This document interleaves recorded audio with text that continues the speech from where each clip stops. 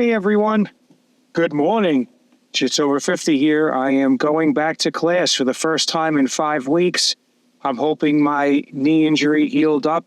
I think I tore my MCL partially or something, but not fully. There wasn't really a lot of bruising or swelling, so I'm hoping that if I wear the Anaconda knee brace today, it'll make things tolerable. So I'll be checking in and wish me luck. All right, I did a little live intro for you. I'm going to be rolling with Jonathan. This is my first class back from the MCL injury. I took about 5 weeks off, which is your typical amount of time. You know, it depends on the injury. I've taken off a few months for a shoulder tear, which was terrible. Worst injury I ever had. So here we go. I'm trying to really baby my injury. Jonathan already knows that about the injury, and so I'm going to be rolling with Jonathan and my professor. These are my first 2 rolls since the injury. It's on my inside of my right knee, so even right here I'm a little worried. Even that pull, everything worries me.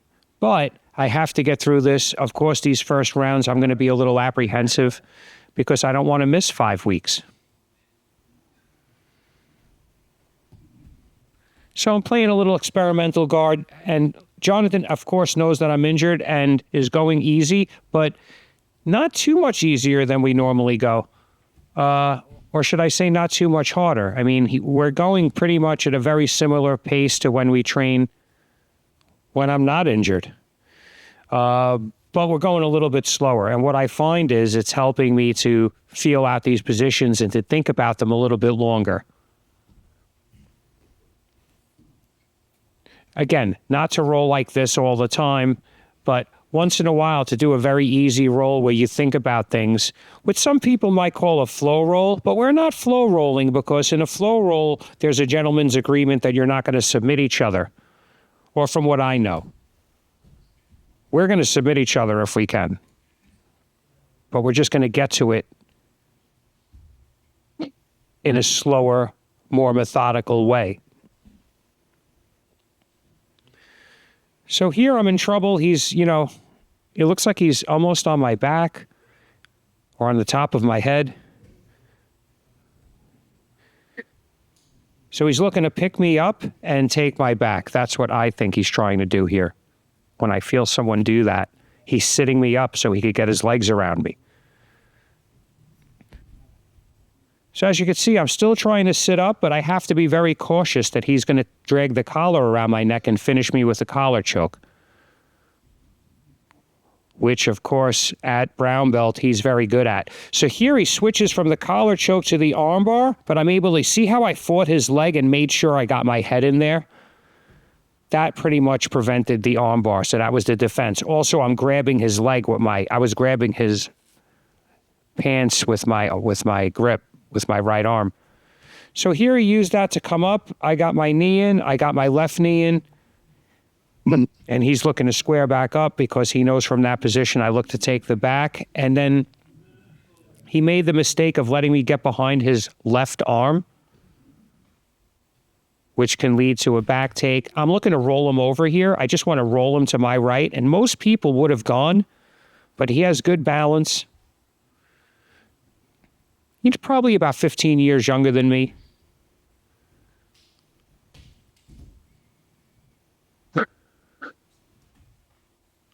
So there I was able to roll him over. You want to watch that again. It's a great way to get there.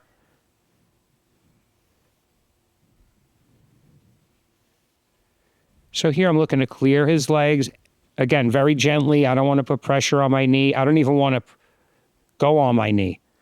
But the Anaconda knee brace is kind of keeping it in line. Like I don't feel anything moving around. And you got a little bit of cushion there too. So there I tried to go left, right on his legs to try to get a guard pass going without using my typical mobility.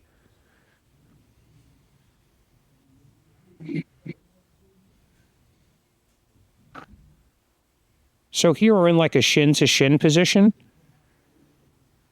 And we both were able to come up equally. So if you want to help support the channel and you find value in my content, I have that Taphouz Gi that I'm wearing. I have the link in the description. I also have an Xmartial link. Anything you buy from that link is 15% off if you use code Jits over 50. Or you could just buy me a coffee. Either way, I'd appreciate it, and it helps keep me motivated to continue to make videos for everyone. So here I'm trying to get a guard back. I'm looking for the tripod sweep. There, he wanted to jump through the middle and get to a mount, and I just used both my hands to push on his knees to prevent that. And here I'm looking for the Kimura. Even though he's stronger than me, if he puts a bend in his arm, which he will eventually, I'll be able to get to put it on. Because otherwise he'd have to keep his arm straight that entire time, and it's pretty hard to pass somebody's guard with your arm extended straight behind you in a Kimura defensive position.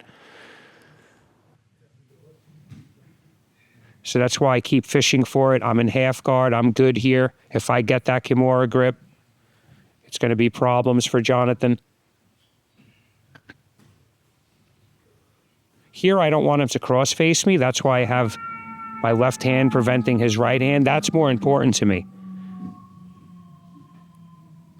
And that ends the round.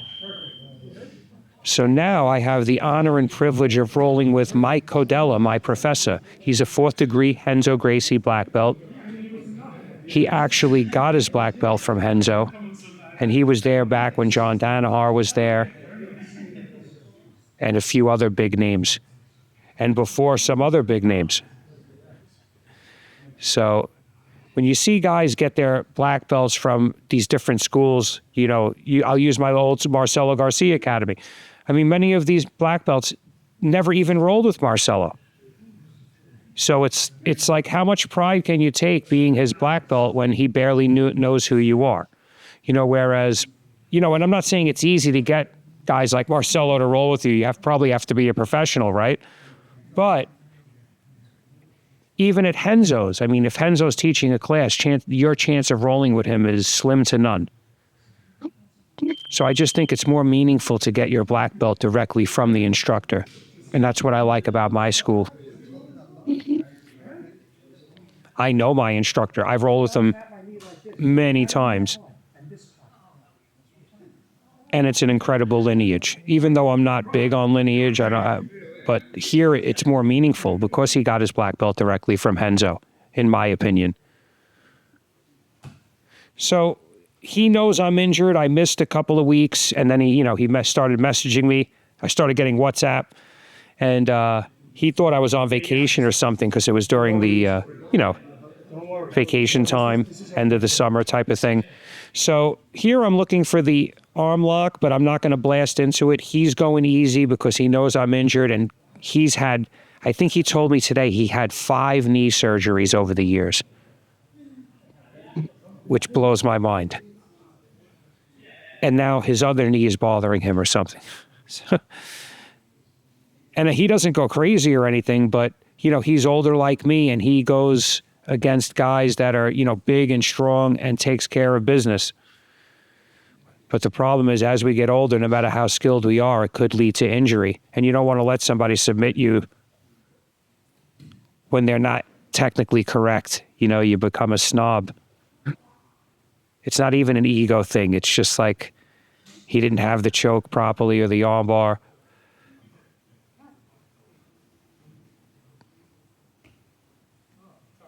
So here he's doing a good job of passing.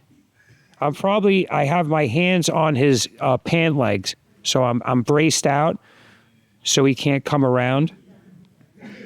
And I'm looking to get to turtle. So you want to get to turtle here because if you're in MMA, you're getting punched in the face right now. But if you get to turtle, you could stand up after it. See how I'm keeping his leg away with my left arm? I have the grip on his pants. He wants to step over because he wants the canto choke, which is a collar choke where you step over the person's head.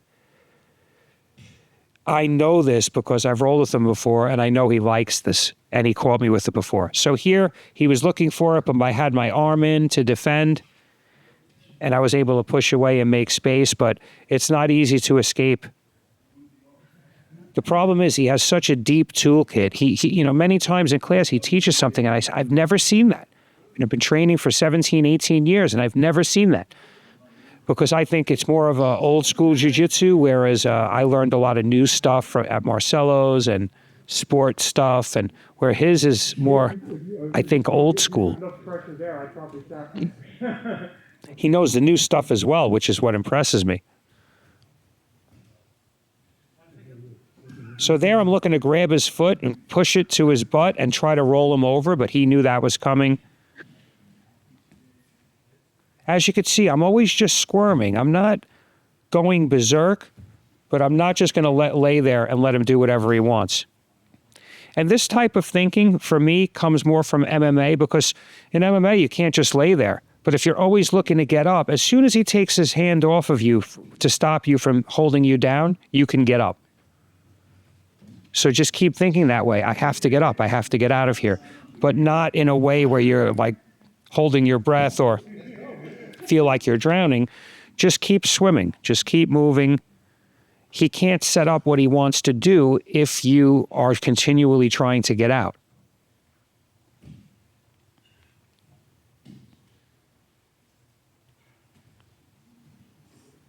So there for a second, I know he was thinking about the north-south choke, because I think he likes that choke, and he's very good at it. So there I was looking for an Ezekiel, and I put my arm in trouble. See, every time my elbow comes away from my body, it's bad for me. And once he had it away, he never let me get it back.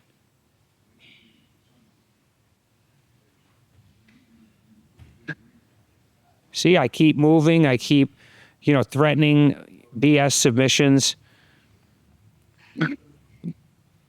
That's my north-south triangle. Obviously, it's not going to work on him in every position, but it allows me to put pressure against his throat and forces him to do something different in that moment.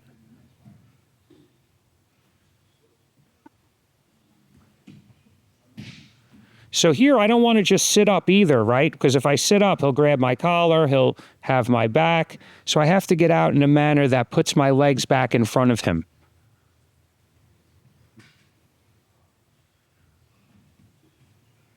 The way he's doing the pressure here is funny, because I like to do it that way.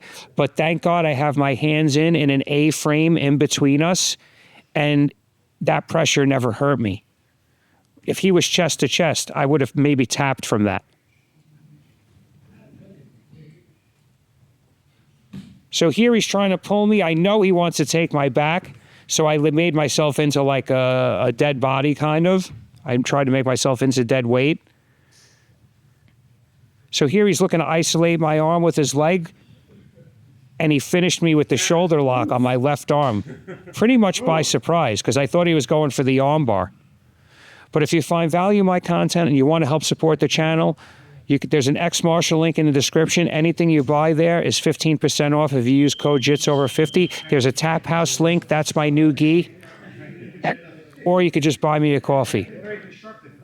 Either way, I really appreciate it. If it wasn't for you, I wouldn't have a channel. I'm going to say a few final words from my car. Thank you for watching. Hey everyone, Jits over 50 here. I just down a lower watching the Simple Man. I just wanted to check in. I just finished class and my knee didn't bother me. The knee brace, I think, really did a good job of preventing it from getting jostled and knocked around. So I'm really thankful, and it's always exciting to come back and be able to train. Because I was so apprehensive. I thought, if my knee doesn't hold up. In all honesty, at my age, I sometimes wonder, when I'm going to get that one injury that I can't overcome, because in all honesty, it's coming for us all eventually. And just so thankful, and being able to train today just meant the world to me. So, and you all mean the world to me. Thank you for allowing me to have a channel, and I appreciate everyone. Os.